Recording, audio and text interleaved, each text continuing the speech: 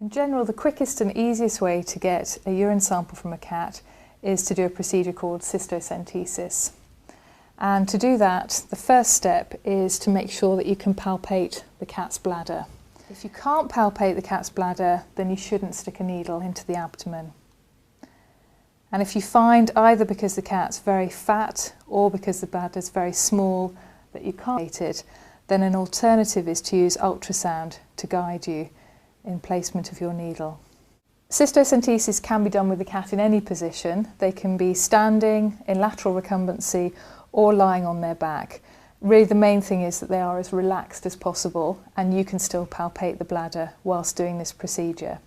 The equipment that I use to collect a cystocentesis sample is a 5 or 10 ml syringe and a 23 gauge needle, usually using a 1-inch long needle. Once I'm happy that I can palpate the cat's bladder, I then can remove the tip of my needle and get into position to collect a sample. Good boy. So again, I stabilise the bladder, and once I'm happy it's stabilised, I can then introduce the needle over the skin, slide it in very, very gently, and then collect a sample.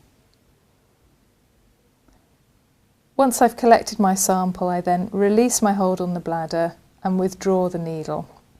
And my sample is then ready to place in a collection tube.